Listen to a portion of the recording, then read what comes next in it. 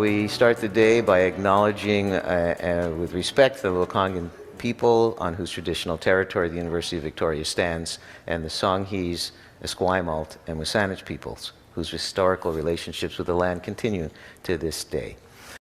I also want to thank our sponsors, and number one on the sponsor list is the Royal Bank of Canada. We are going to have a welcome from them in a few moments. You can see their banner up here. They are the sponsors of today's panel, and also the youth panel on Sunday. So yeah, give them a hand. Other sponsors of the conference include the Social Sciences and Humanities Research Council of Canada, Van City, the City of Victoria, Andrew Beckerman, and many individuals, in addition to Andrew, who's a big supporter. University of Victoria, of course, is a supporter in many, many ways of the conference.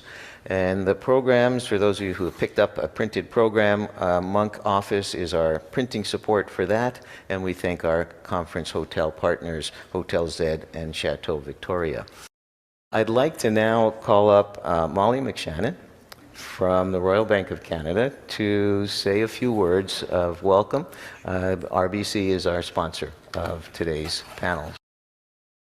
Good morning, everyone. I'm Molly. My pronouns are she, her. I'm the branch manager of our RBC Hillside and Scott branch, and I'm also a steering committee member for our RBC Pride Employee Resource Group in BC here. I am a proud member of the 2S LGBTQIA+ community myself, and I'm an even prouder ally for our trans plus community. Today, today we gather for UVic's Moving Trans History Forward conference that considers both the importance of the history of our trans plus people and the crucial issues that impact them today and in the future. This is locally, nationally, and on a global scale, and I would say especially right now with everything that's going on in the world. Our panel today features some remarkable trans plus elders speaking about their decades and experience not only as activists but leaders in our community. The diverse stories we'll hear today provide us the opportunity to better understand the experiences and the lives of our friends, our colleagues, and our loved ones. We want to say a sincere thank you to the chair for the Transgender Studies for trusting us with being your partner. This relationship is really, really important, not only to me, to RBC, to all of our employees. Very, very, very meaningful for us. Together we can ensure that the elders in BC thrive and that our 2S LGBTQIA+ communities and cultures continue to flourish and shine. Thank you again so much. I won't take any more of your time. Thanks for joining us, and we hope you enjoy this valuable and very, very important conference. Thanks. Thank you, Molly. That was very, very nice. So today, this morning, is the Elders panel, and we have scheduled 4 elders to join us today. Monica Forster was unable to join us, but I'm going to tell you a little bit about her anyway, and then we'll move on. So Monica Forster, who was invited, but as I say, is unable to be here, is a Two-Spirit trans woman of color. She's been in the trans Two-Spirit community for 30 years and has been working directly in the community, bringing awareness about inclusion and accessibility to Two-Spirit trans people for 25 years. In 2004, Monica founded Trans Pride Toronto, the first agency run by and for trans and Two-Spirit people in Toronto. And that agency is providing harm reduction education and community space for community members. Monica Forster has worked at the 519 Church Street community to help low-income women sex workers to bring more visibility to agencies that trans women access. I know she would have brought a tremendous contribution to the panel, but unfortunately she was unable to join us. Okay, we've also invited Kyanne Doroshow, and we were just on the phone with Kyanne, and she's feeling unwell and is not able to join us either. I'm sorry to have to say that, but let me tell you a little bit about Kyanne, and we'll wish her well and hope that she's feeling better soon.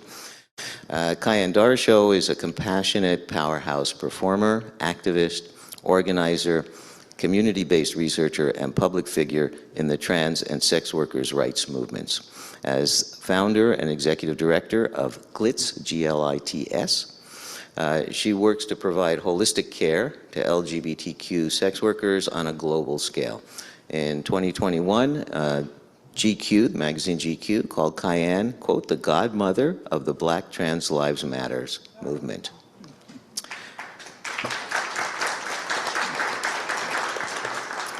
And she was selected as Grand Marshal for the New York City Pride Parade in 2021. And while serving time in prison for prostitution conviction, Darsho was inspired to write the memoir cookbook, Cooking in Heels. It was published in 2012. So again, I'm sorry that Kyan is not well, and I wish she could be here, but she was scheduled, and perhaps another year we'll be able to have her. But we are thrilled to have in person, right here, let's do my introductions, Joanne Keatley, who I've known for a number of years and have huge respect for. So Joanne is here with me, is the board chair for Innovative Response Globally for Trans Women in HIV, known as IRGT. She was born in Mexico City and received her MSW, Master's of Social Work, from the University of California, Berkeley. Joanne was the founder and co-principal investigator and director of the Center for Excellence for Transgender Health at the University of California, San Francisco. She has consulted on transgender health with the World Health Organization. So we are thrilled to have Joanne here in person. Please give her a welcome.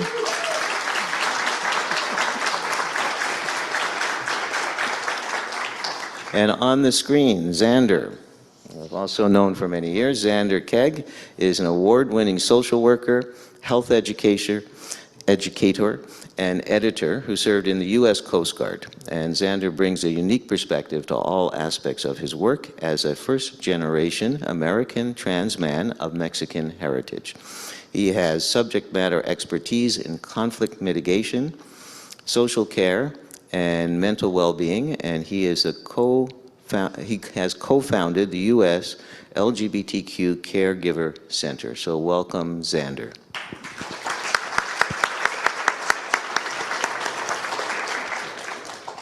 Okay, so I hope that both of you will give us lengthy answers because we're filling up the space of two other people who are not here. So you get lots of room to talk for both of you, all right? And my head's swiveling back and forth, Xander, because we've got screens on two sides of the room, so you're here in two different places.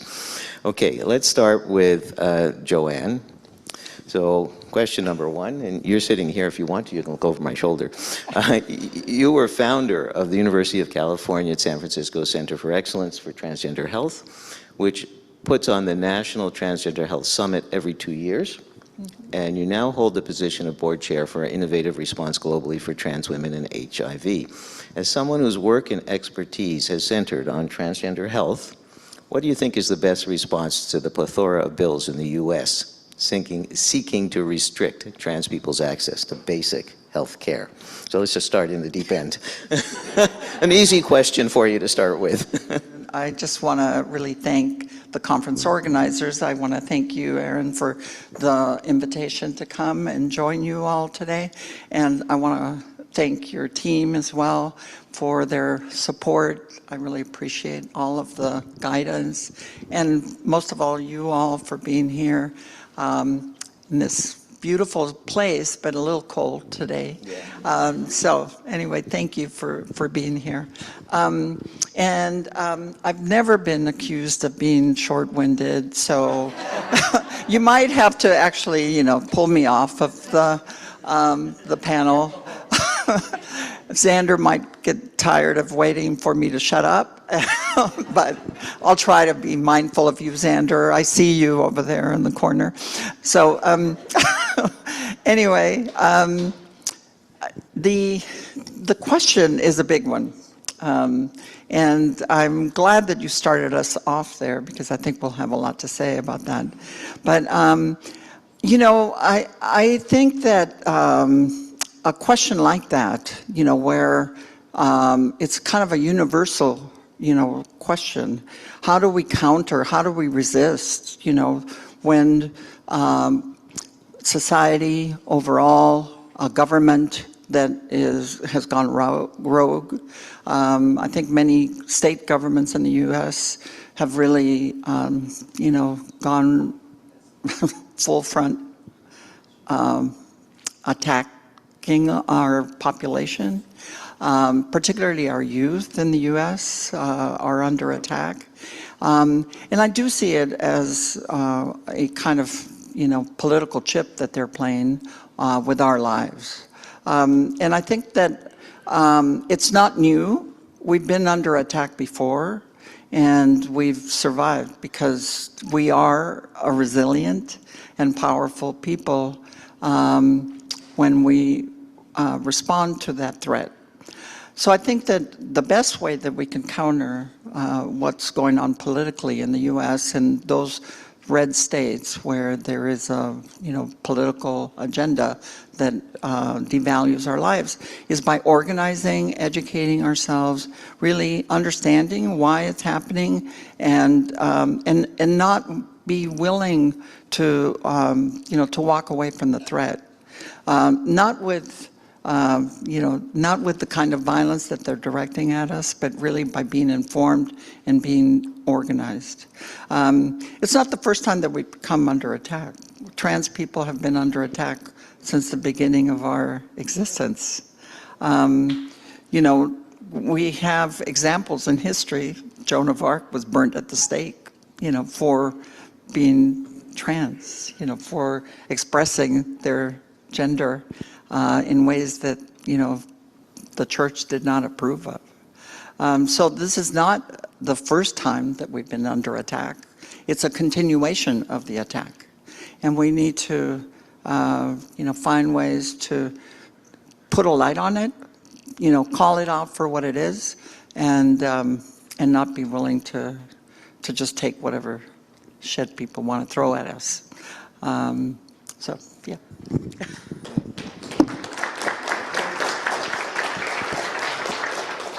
So, Xander, it's a big question, and I'm sure it's one that's on your mind as well. So do you want to comment on this same question? How do we respond to what's going on in the U.S. with all of these bills that are coming out of Republican legislators and trying to restrict access to basic health care for trans people? Well, again, also thank you for the question, and I want to thank you specifically, Aaron or Dr. DeVore, to be professional, and all the conference organizers for inviting me to speak on this panel, and especially to my esteemed social work colleague, Joanne, who I've known for many years as well. So, I heard somebody, I was doing a Trans Day of Visibility training yesterday, and I heard somebody say that over 450 proposed laws have happened in this year in 47 states. So I don't think we have 47 red states. So I think we're being hit from all sides. And so that's something to keep in mind. One of the things that I don't want to repeat what Joanne already said. It's wonderful what you said, Joanne. I'll just add to it by saying, in many ways, I'm a product of a system. I served in the military. I was in law enforcement. I have a keen trust in systems. As a social worker, I work in the system. So I don't want to disparage systems, even though I know they don't always work. And what I mean by that is that I'm trusting the system to work its way out the way it has before. Right? We've come under fire, as you said, Joanne. This is not new. As a person who spent most of my adult life until I transitioned in lesbian community, I can relate to this on that level as well, right? Living in a state such as California at the time, I'm now in Florida, where we weren't legally protected in a lot of different ways. And so we worked and we worked and we worked to educate people, to bring awareness to different systems, places of worship, schools, businesses, municipalities, and I think healthcare systems, and we were very successful. And I think we're going to be successful. I think a lot of these laws or proposed laws that are actually getting passed are being challenged They're either being vetoed by their governor or they're being challenged in the court system. And so I'm trusting that most of these are not going to go into place. They're not going to become law, and that there will be, you know, we're going to be actively engaged as a community, right? Not me personally, necessarily. Yeah, so, you know, of course, I just said I live in the state of Florida, so we have certain things going on here in the state of Florida. And there are so many people working on the ground here in Florida to make a difference. And so I'm trusting that their work is going to be successful. And my little piece of the contribution to that work will help in that success to the degree that it can at my level. And yeah, so that's what I'll say. I'm trusting the system to work the way the system ought to work. And when it doesn't work, then we will work to make it better. Thank you, Xander. And I note that this is the elders panel, and the answer from both of the elders who are here, and I would give a similar answer, is that we need to take the long view. And we need to understand that time is on our side. And if you're in the midst of the fight right now and you're the person who's being attacked, I know that is not much comfort on an individual level. But as a movement, the message we're getting, and I would endorse that message, is take the long view. We will succeed. Okay, I'm going to shift the questions a little. Joanne.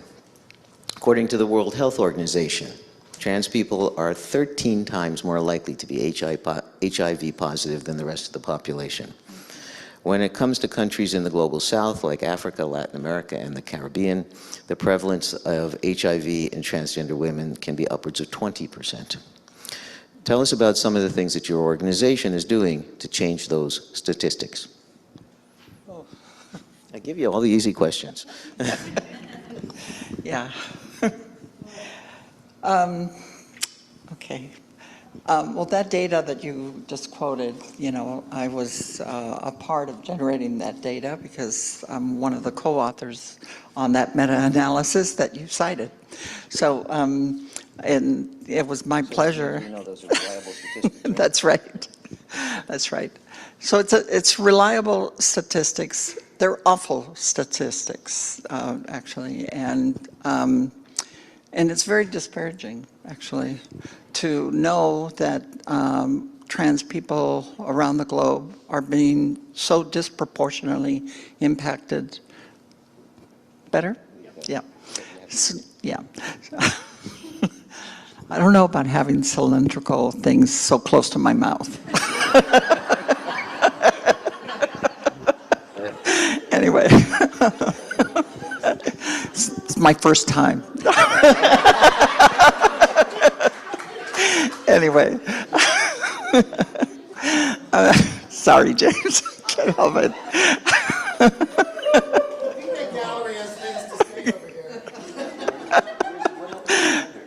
Yeah, anyway, so that data, you know, not to be so flippant about the data, because it is an eye-popping, you know, data point. And the truth is that many of, you know, the negative health outcomes that we experience around the globe are as a result of a lack of, you know, societal response to our needs, a lack of laws that protect our lives, a lack of opportunities for employment, a lack of access to adequate health care, social determinants of health that really would make an impact on trans people's lives all over the world. The IRGT is just one organization that has organized around that reality.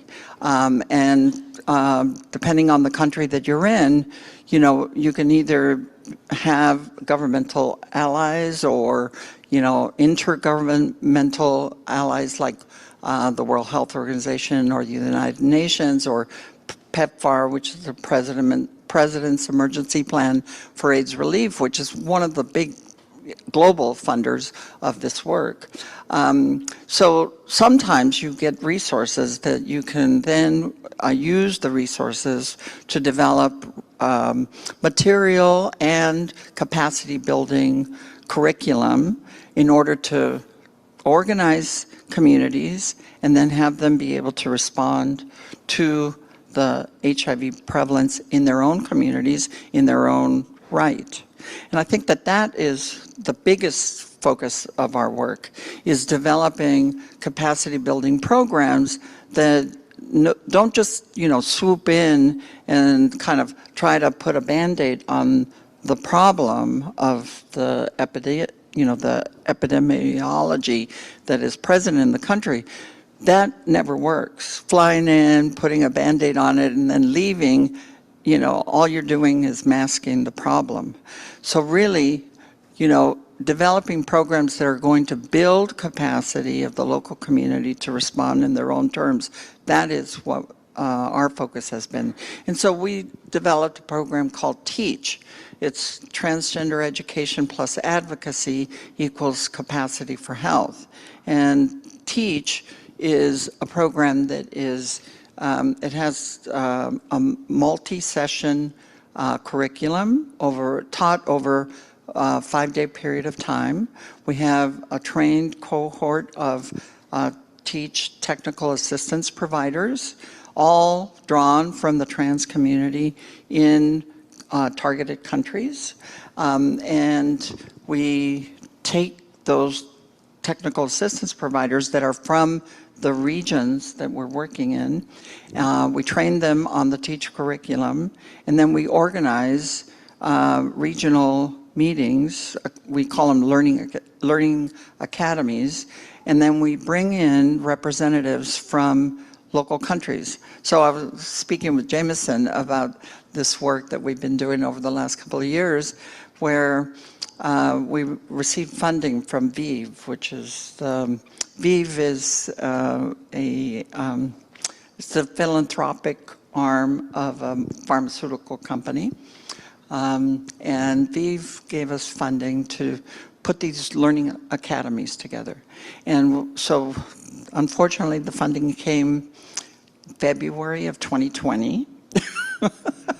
And it was over an 18-month period of time.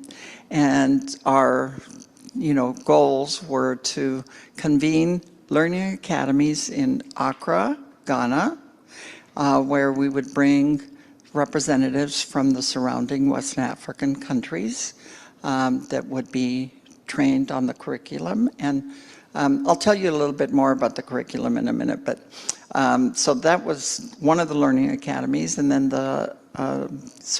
we would bring, people from Ghana, from Cote d'Ivoire, from Mali, from different countries around Ghana.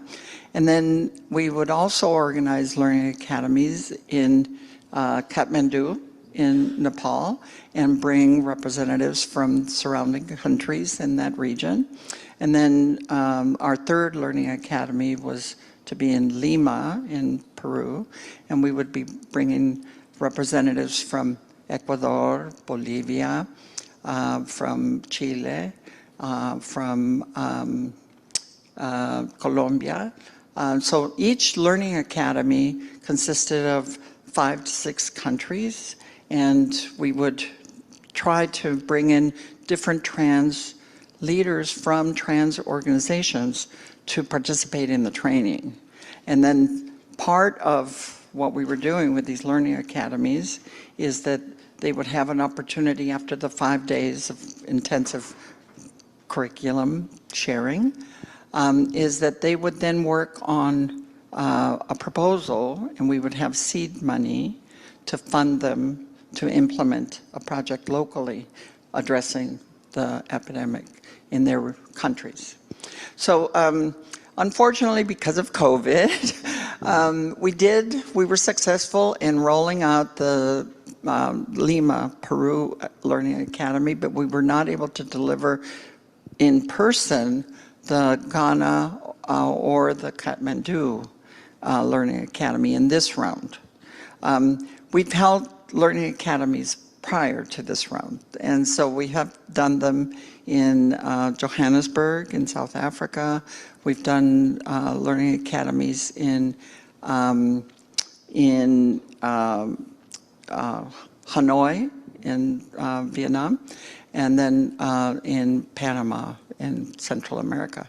So that's been the focus of our work. The TEACH curriculum, I'm sorry, Xander, for taking up so much time, but the TEACH curriculum really focuses on capacity building, not just, personal capacity building, but it's really around organizational capacity building. So teaching leaders from trans organizations, and by trans organizations, I'm talking about organizations that are trans-led and who hire trans staff and are guided by trans principles, so principles of inclusion. And so what we do is we try to give them the skill set so that they can actually operate and function in systems. Xander was speaking about systems that are not designed actually for trans people to access those resources that may be available. And so we teach them about, what is the epidemiology in your country as it relates to HIV and AIDS, and who's being impacted. We train them on research methodology. We train them on developing a logic model, for example. We have training material in the curriculum that provides guidance around, how to put together a proposal that is going to speak to the funders' priorities. And, we'll get you, not just thank you for submitting your proposal, but an actual review of the material and maybe a successful funding of what you're trying to do to respond to the epidemic. So, what our focus with TEACH is really to build community strength and organizational strength to be able to respond to funding opportunities and governmental, support, so that our community can respond, with the skills needed. One of the things that we struggle with, sorry for this long response, but one of the things that we really struggle with is that, trans-led organizations really are so disproportionately funded all over the globe. When we've looked at how are trans organizations doing their work, it's very clear that trans organizations get pennies on the dollar, from potential funding sources. And why is that? It's because we haven't been given the opportunity to really put a budget together. How do you manage a program? How do you manage those funds? How do you hire, train, and supervise staff? How do you hold them accountable, for delivering on, your program goals? How do you support staff so that they're being productive? There's teaches about all of that. It's about how to actually run an organization effectively. And be trans while you're doing it. So anyway, that's. Thank you, Joanne. That was tremendous work that you're doing. And this applause is not just for your answer. The applause is for the work that you're doing, okay, which is tremendous work.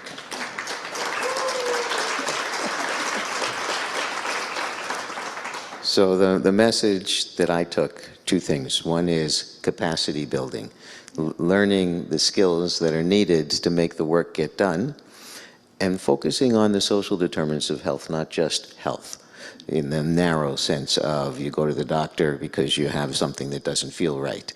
But what is it that contributes to health of all of us is much larger than what we usually think of as medical concerns. So thank you for bringing that. Xander, your turn. I'm going to ask you a question that also talks about health, but this is about your personal story, which Xander has been quite public about. This is not, I took this off of the internet. This is not something Xander told me personally, so I hope this is not exposing anything. So you've spoken publicly about having a difficult time during your childhood and adolescence, beginning at age 6 when you were diagnosed with paralyzing encephalitis. You've managed to achieve great success in your work, while at the same time fighting for and serving queer and trans communities for decades. So now, in addition to your bachelor's degree, you hold 3 master's degrees, as well as the National Association of Social Workers Social Worker of the Year Award.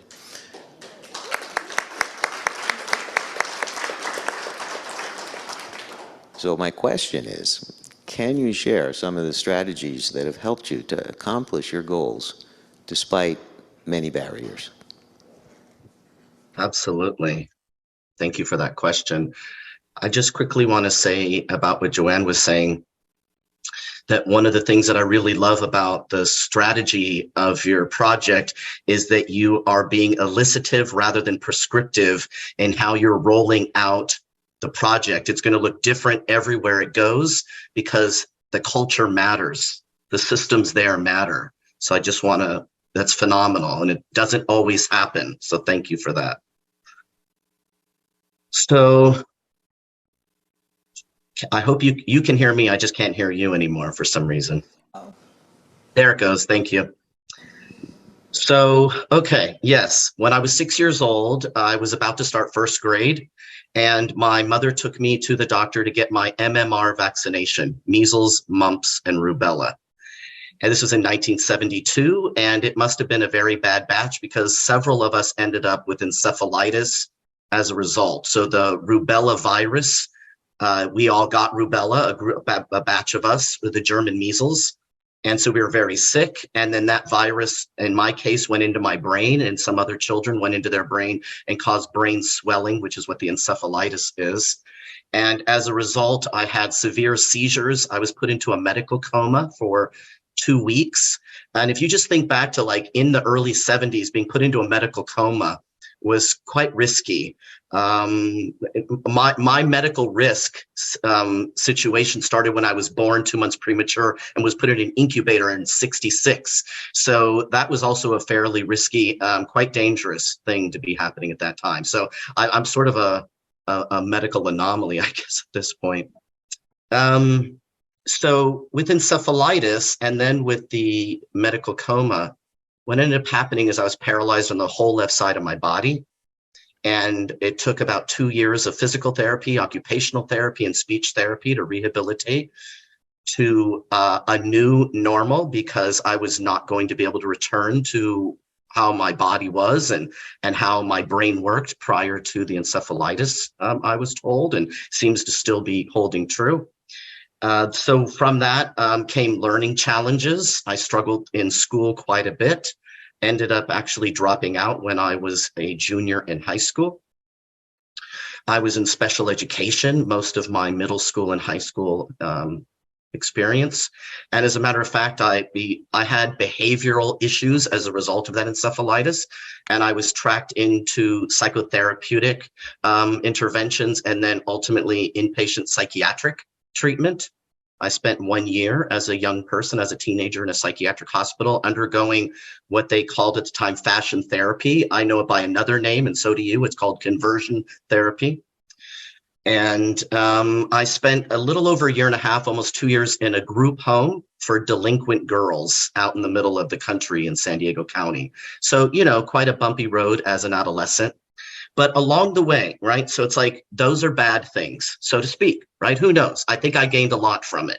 I can tell you a little bit about that. But parallel to this, what was also happening is my mother was not raising me, my father was, but I spent some time with my mother. My mother was a psychic and produced drag shows in San Diego. So I had this very creative, liberal, exciting environment that I would be able to be part of whenever I was visiting with her.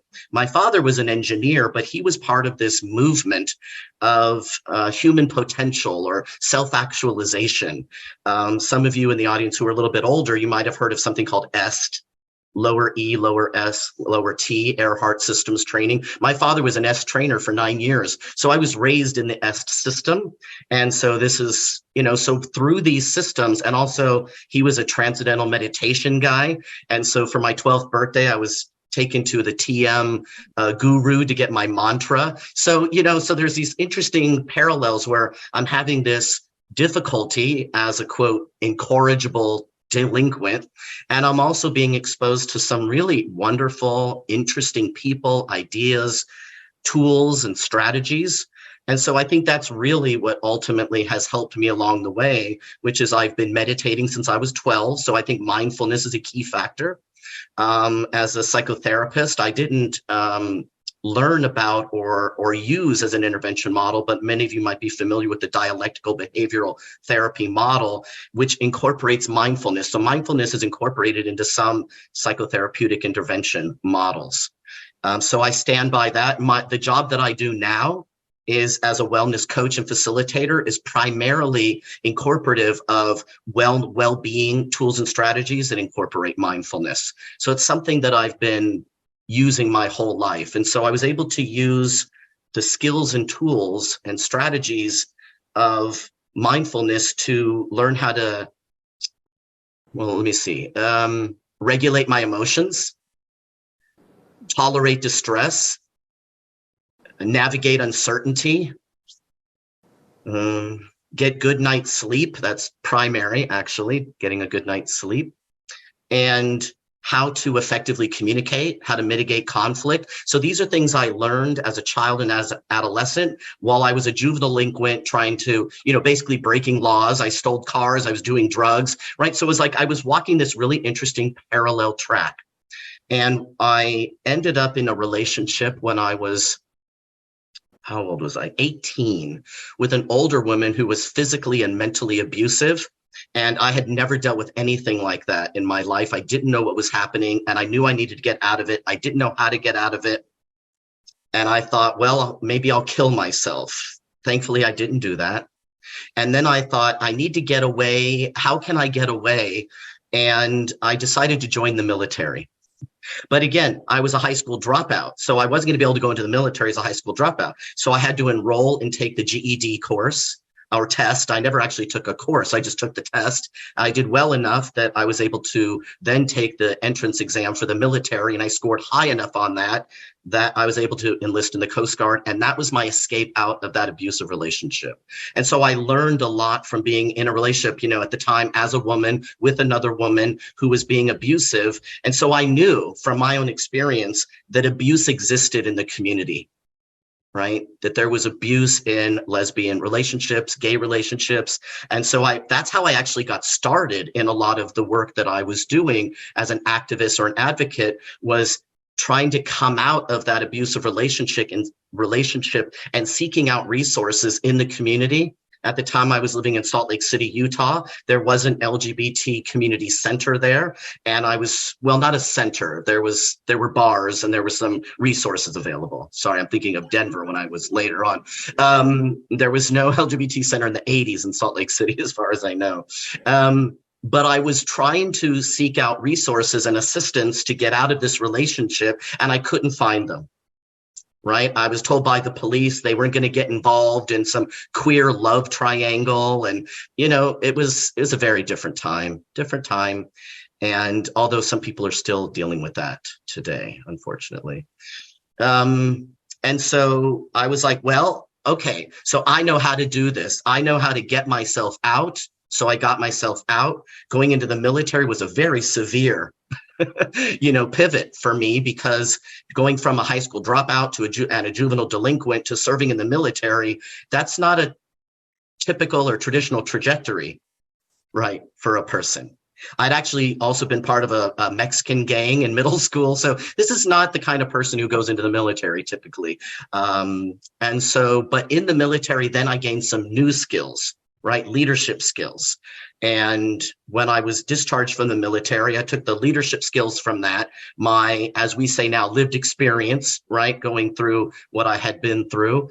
And I went into the gay and lesbian at the time community to be part of it. I started a little bit while I was in the Coast Guard. Actually, I was in San Diego. I was part of what was called then Gay Youth Alliance, the GYA, at the LGBT Center in, I wasn't called the LGBT Center then, but you know what I mean, in San Diego. And we did a lot of activities and events, and as a result of that, I actually was awarded Ms. Gay Pride San Diego while I was serving on active duty, which is something that's, you know, if you're not familiar with the US and the military, we've had different eras, and I was serving in the era known as pre-Don't Ask, Don't Tell, or the witch hunt days, right? So here I was serving in active duty military, pre-Don't Ask, Don't Tell, when they could kick you out just for saying that you were gay or somebody else saying you were, and I was being awarded Ms. Gay Pride, and as a result was in the back of a convertible waving to the people in the Pride Parade that summer. So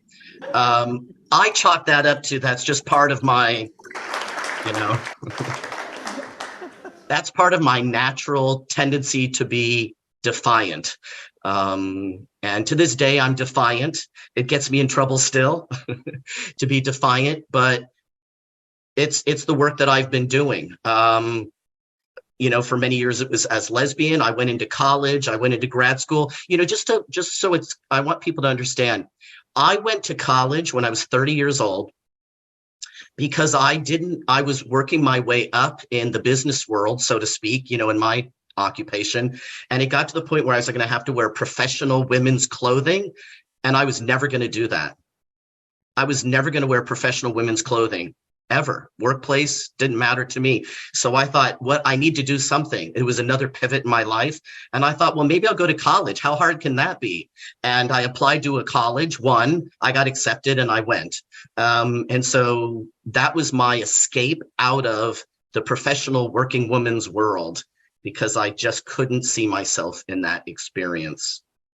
And then I stayed in school. I got those graduate degrees because I didn't want to go back into the work world. I didn't know what it was going to be like to go back into the environment. And while I was on all these campuses, I was doing a lot of campus advocacy and activism by running speakers bureaus and starting student organizations. When I was a college student in Denver, Colorado in the mid to late 1990s, working in the GLBT Student Services Office, as it was called then, T stood for trans. It wasn't transgender, it was trans. And we had a lot of people who would come to campus and talk. And so I had an opportunity to meet a lot of trans people, read trans books, watch trans documentaries, go to trans conferences. And that's where I was really exposed a lot to the trans community. But it wasn't until 2000 when I took on for myself a trans identity, so to speak. We didn't really talk that way back then using identity, but I just started to use the label of trans. And so, you know, I brought then what I had learned all that time up to then, and then I brought that into the work that I did in the trans community. And so that's ever since 2000, mostly since 2005, that's when I started testosterone. And since then, I've been involved in groups like FTM International on their board of directors for a short time. I was one of the co-founders of the Lou Sullivan Society to preserve and share the history of Lou Sullivan, a gay trans man who died of AIDS in the, what was that, 1991, I believe. Jameson will nod his head yes or no, front row. He's nodding yes. Yes, okay. And so I've just brought this all along, but I think it's the mindfulness, and it's also, you know, coming from a Mexican family, born here in the United States. All my family that's here is in Los Angeles County and Orange County. And I was raised into a very assimilationist family. We had our own culture that was separate from how we were when we were in public, when I went to school, things like that. And so when I was at home, I was listening to Mexican polka and eating Mexican food and watching the telenovelas with my grandma and the Dodgers games, of course. And so it's just a matter of growing up in a very diverse family, in a diverse area in Los Angeles, part of this larger community that I brought who I was. My family was totally wonderful with me. I came out when I was 14 as lesbian, and then in my mid-30s as trans. There's been no hiccups at all in my family. They're still Mexican and they're still Catholic, and they still love me. A lot of people have concerns about that, you know, different races and ethnicities and cultures. I was very fortunate. I have been fortunate. But I think it's just all of that plethora of ideas and people and tools and systems that I've incorporated into who I am, how I walk the world, and the type of person that I want to be and the kind of work I want to do. So I'd say mindfulness is probably the primary.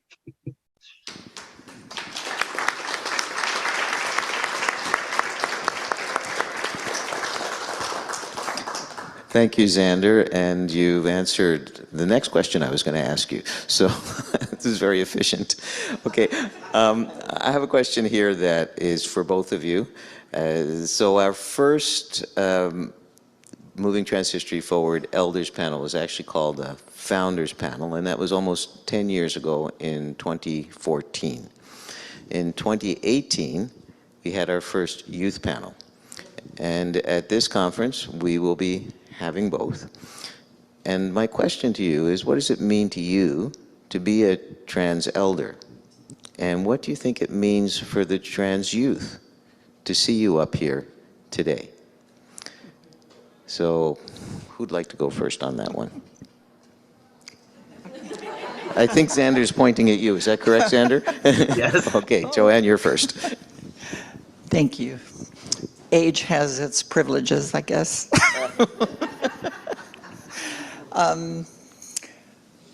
What does it mean to me to be an elder? Well, you know, I'm not sure. I'm not sure what it takes to be an elder. I think that I see myself much in the same way as I've seen myself all my life.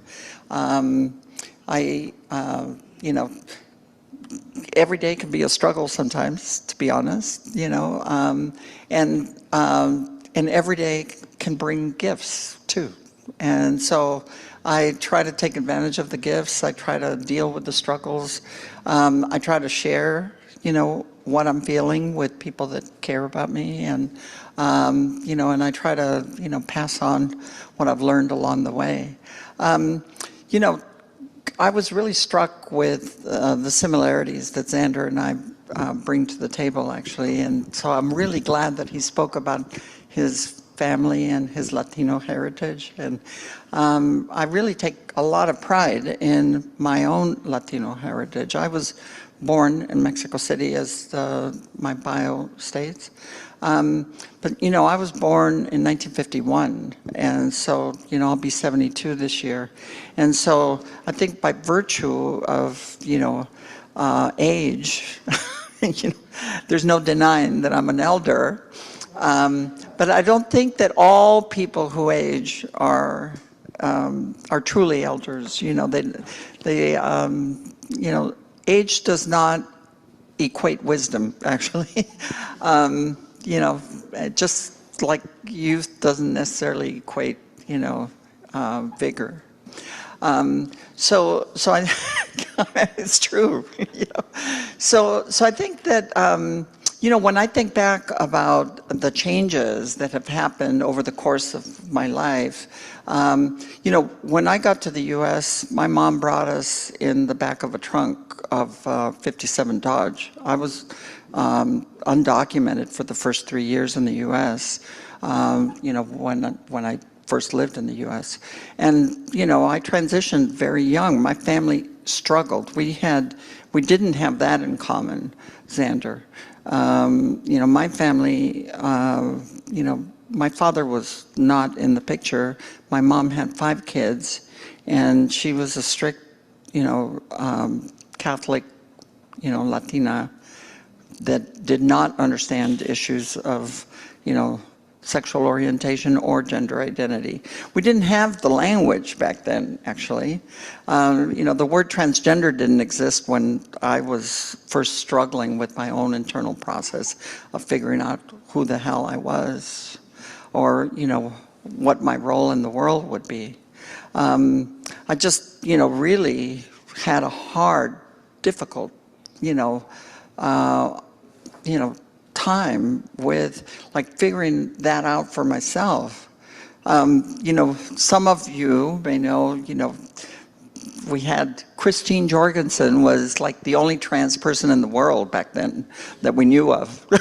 You know, it seemed like, you know, but, you know, I ended up out on the street when I was 14, like many other trans people of my generation, as a throwaway kid, because my family wanted nothing to do with what was going on with me. They just could not understand. They really struggled with, you know, my sense of self was unexplainable for them. And so I ended up out on the street, and I survived the way that many trans people survive, you know, by doing anything I could to survive. And that meant anything, you know. And so, you know, that when I said the cylindrical thing, you know, near my face, that was a joke, you know. No, nobody believed you. Really believe me. I, you know, ended up in all of the usual places, you know, in institutions and, you know, being, you know, arrested and in and out of jail and in and out of, you know, scary situations, being attacked, you know, having, you know, drug use, rampant drug use. And, you know, I am not necessarily proud of all of the things that I did to survive and all of the coping mechanisms that I had to resort to survive, but I am proud of having survived them. I'm really proud of having survived them. Yeah. And I think that that's the message that I try to give, is that, you know, no matter how bad things look, that, you know, if you can just live another day, you know, that there may be an opportunity for you to change your life and come out on the other end and do something else, you know, that, you know, may lead to, you know, being an example for someone else, to share your path. You know, don't isolate. That's the worst thing that we can do with one another. We have to be willing to share our story and be willing to lend a helping hand to others when we can. You know, I love your message about being kind, because I think that, you know, often we're not kind to one another. Sometimes we can be mean, you know. And so be kind, like Aaron says. And being an elder means all of that to me, you know. And, you know, demonstrating that, you know, through some bit of luck along the way, through some hard work, because it did take a lot of work to recover from the, from the drugs, to find out, you know, how to live a life outside of survival mode, how to, you know, end up getting educated later in life, and then giving back to my community through my work at the Center of Excellence. I ended up surprising myself, actually. You know, I mean, you know, I was surprised that I still had an intellect after all the drug use to me. You know, it was, you know, and I did, you know, so it was not too late. And I'm grateful that I had a chance to, you know, have a lived experience, like Xander was saying. You know, I like to say that I had my street education, and then I had my academic education. And sometimes I rely more on the street education than I do on the academic, you know, education, which, you know, got me to today. And today, yeah. So today I can say, you know, I'm really thrilled that, you know, I could say I actually worked at a university long enough to actually retire from a university. You know, like I have a pension from UCSF, which is something that I never thought, I'd see. But, and I've had an opportunity to like really work on policies that have furthered trans people's lives in the US and globally. And so, I've come a long way from, like being out on the streets of Los Angeles at 14, trying to figure out where I was going to sleep that night and, how I was going to get something to eat that night, to where I'm at today. And so trying to share that with the world that's what being an elder means to me.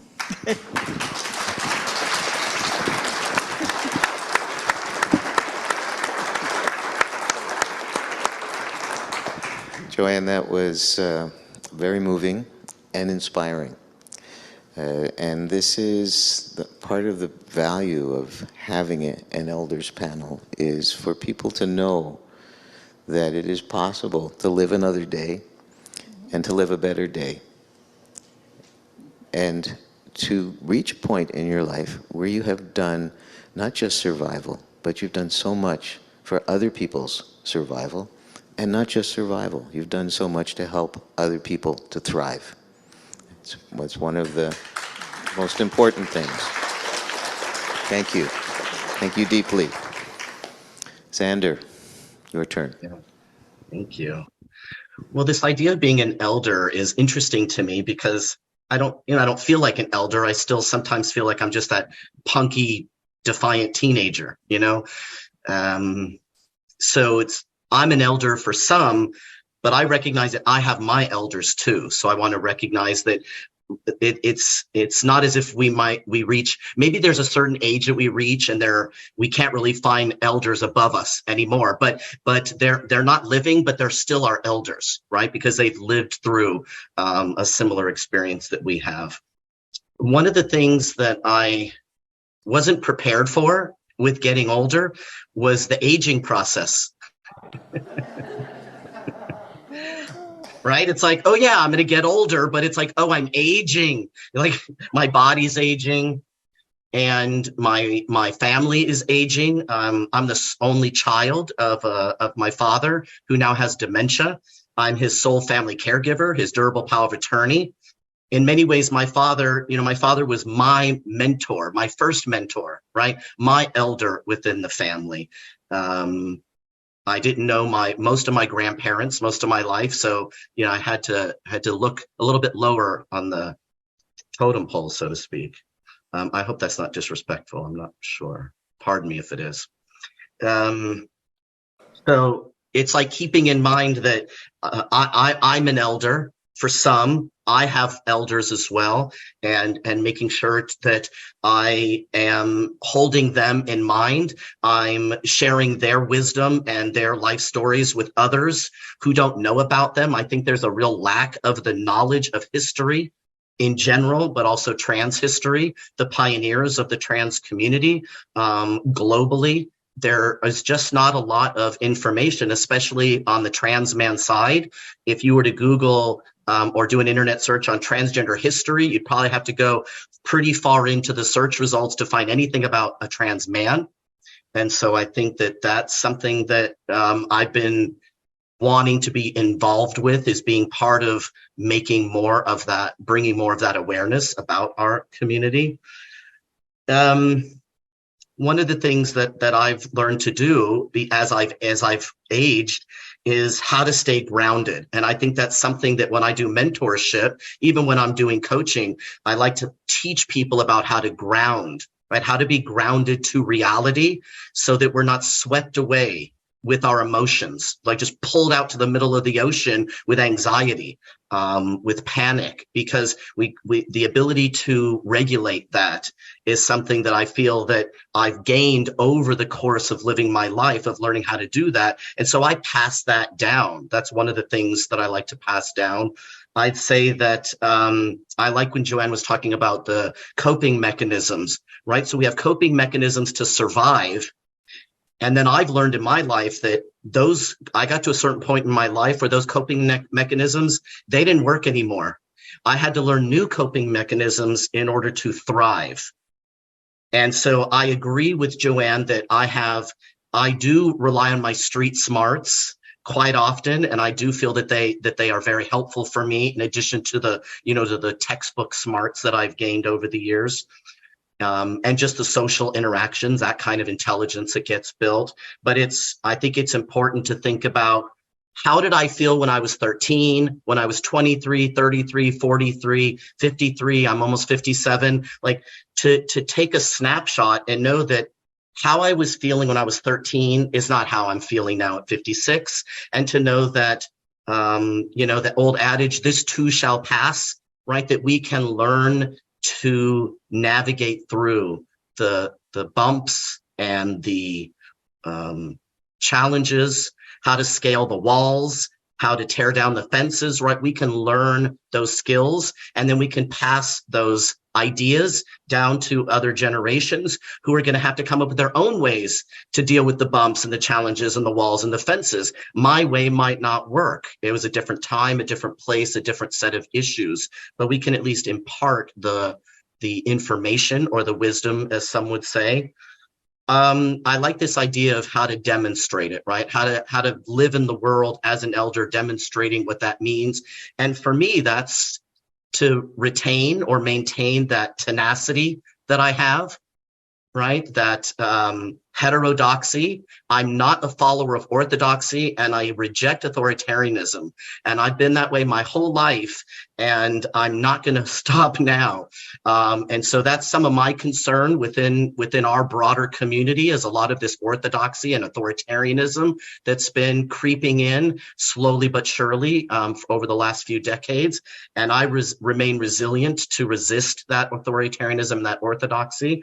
And I think that's something that I've been contacted by a lot of people of various ages, right, within trans, non-binary community, who have said, thank you for being a visible person who is either challenging those ideas or just not agreeing with them in whatever way that I do, speaking on a podcast or webinar or something like that. So that to me is how I'm going to continue doing what I'm doing, is just being a particular, right, being a representative of a particular strand within this much bigger, broader, very diverse trans community. We're definitely not a monolith, and I want people to know that wherever I go.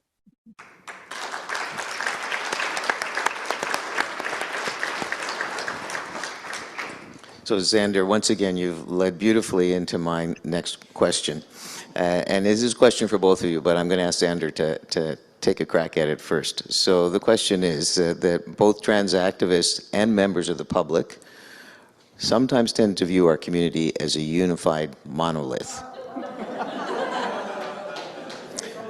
So just as in every community, trans plus people hold diverse opinions. And how do you make room for more voices to be heard? And which voices in our community do you think need more time, more airtime? So Xander, I'll start with you. Yeah, wonderful question.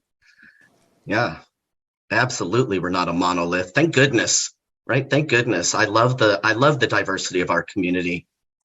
I have friends, I have associates, I have acquaintances that have a very, very vast viewpoint on many different issues.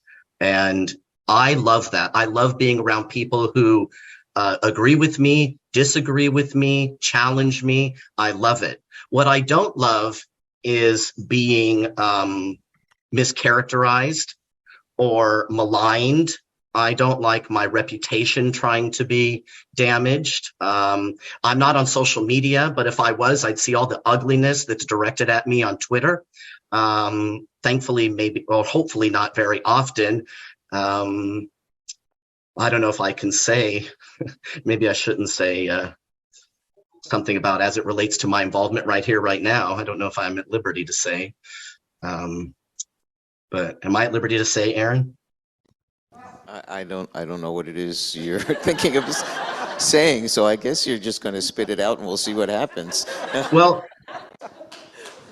I mean, the conference organizers were contacted and asked to deplatform me on this panel today. Yes, okay, yeah, you can say that. Yeah. So I'll just jump in here. So we did get a couple of people, it wasn't a groundswell or anything, who had seen some of Xander's commentary online and felt like his opinions were not orthodox enough and that we should not have him on this panel. So Xander's now going to respond to that a little bit. Yeah, I would love, my idea is I would love to have conversations with people where we can be civil to each other, where we can just, I want to hear what your ideas are, what your opinions are, what do you find disagreeable with my ideas and my opinions, and I want to have a conversation. I don't want to have a debate. I'm not interested in dissuading or persuading anybody from their own points of view. They can have their own points of view. I respect that people have different points of view, and I just want the same in return. I want people to respect that I have different points of view. I might agree with you on some things, disagree with you on other things, be pretty neutral on other things, and I think that's okay. And so I invite people to be in dialogue with me across any, viewpoint, but I don't want to be called names, and I don't want to be shouted down and told that I'm a transphobic person, which happens to me pretty often. And yeah, I want to be celebrating our diversity. Now, I get that there are some concerns that people have around if we don't seem like we're a unified front in how to respond to the issues that are going on, particularly in the United States with the different laws. I understand the drive to want to do that. I just don't think it's possible. And it's not possible because we're just a diverse community of people. And I think having a lot of different people take on issues from a lot of different perspectives and in a lot of different avenues or actions, I think is actually going to be more beneficial for us than it is to somehow all try and rally behind one particular type of intervention or one particular type of response. So I welcome people's disagreement, and but I want to do it in a civilized manner. Thank you, Xander. Hey, Aaron, I'd like to thank you for not displatforming him. I don't know. I thought you ever would, but I hope you had some words for the So, for his concerns. thank you, Xander. I don't know if you could hear that. One of our audience members just said, thank you for not deplatforming you. Yes, I'm thank you. glad you're here. So, Joanne, I'll just repeat the last part of the question. So how do we make room for more voices to be heard, and which voices in our community do you think need more airtime? Right. Great question. So I agree that, we're not a monolith, and, we're talking about a huge number of people, even in the United States.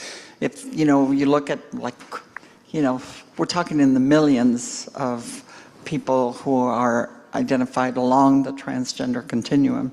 And so, we can't all be the same, and we all have different voices, we have different opinions. Rightfully so, different backgrounds. I think that, the struggle that I have actually is that it took me a long time to get to a point in my life where I had what, I saw as having dignity and self-worth and a feeling of, of who I was and being proud of who I was. And so what I have problems with is when, if we're not being dignified with one another and respecting, one another's kind of right and opportunity to express who we are in a way that, honors that.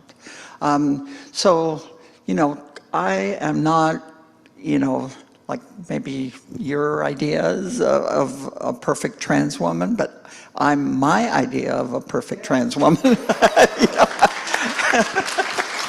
And so I'm going to be all that I can be, and I'm going to make sure that you have an opportunity to be all you can be. And whether, and I don't want to impede on your, on anyone's right to be 100% authentically themselves. As long as you don't try to take away my right to be 100% authentically myself. So that's all. I think that, who is missing at the table? I think that we do continue to see, trans communities of color and indigenous people underrepresented in spaces like this. And I think that I would like to see more, representation in that way. As a Latina woman, I feel like, in spaces where I participate in, oftentimes things are in languages that, people struggle with. So I'd like to see, more of members of our community who aren't given space to, to be their authentic selves. And so that we would hear, from people who are on the front lines every day struggling to survive still. Because I think, elders have something to say, so do the people that are still struggling out there. And so we need to hear from them too. And youth is always critical. I think that youth, we need to know, where the future is taking us. But I think that, we need to have a youth and elder panel together so that we can talk about, like how to share with each other, like what we've gone through and what you're, what you have ahead of you and what, what you think is ahead for me too. Because I think that, I'm going to have to depend on the youth as I continue to age. I'm hoping that my chosen family will be there as much as my actual family to help me, through my golden years. Yeah. Thank you. Thank you. I was just trying to look up the time. Is it 11:15? Yes, and Michael and I have an excellent mind merge. You see, mind meld. I didn't even have to tell him what it was I was looking up. So there is a session at 11:15 today, and I hope you'll be able to attend, and that many people will be able to attend. That's an intergenerational art making session. So we've got little kids, like 8, 10, and right up to however the oldest people in the room are, who are invited to sit down together, hands-on, do some art making together and talk and just interact. So we did build that in, and there is, of course, the youth panel tomorrow, which I hope you'll attend. But thank you for those words.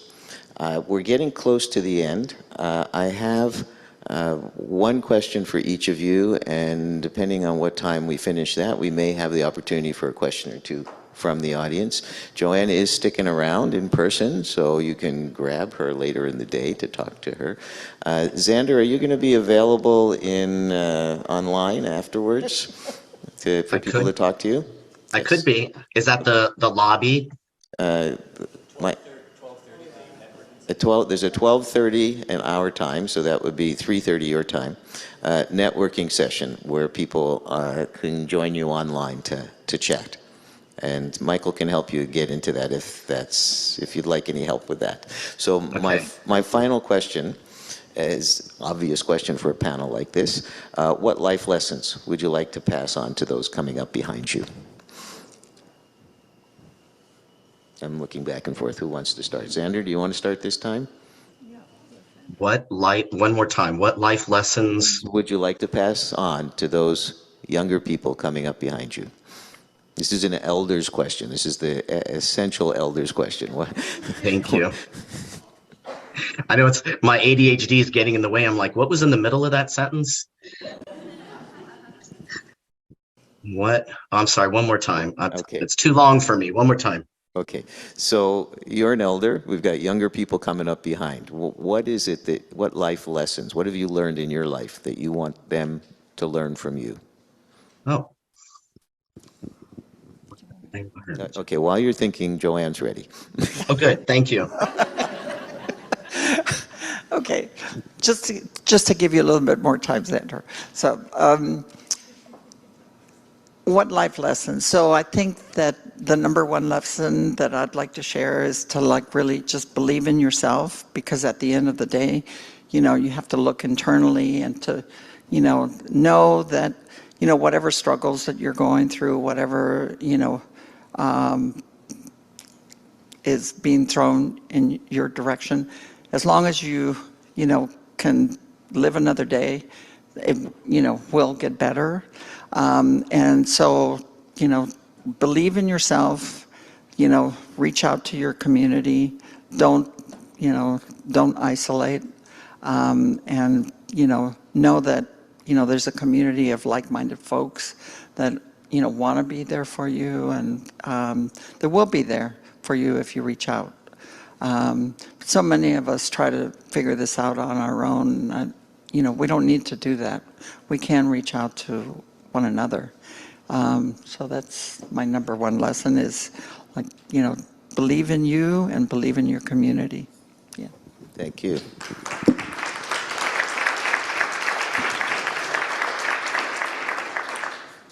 Xander, is there a message that you'd like to leave folks with? If you're not up to it, we'll just go straight to questions from the audience, but I'd like you to have the opportunity.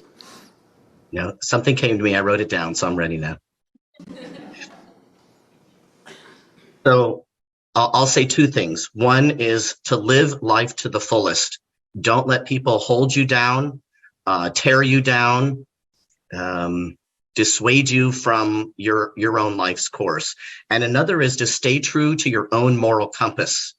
There are people who are going to try and pull you away from what you know to be right based on your morality and your core values, and stick to that, and don't be dissuaded or persuaded by other people's interests.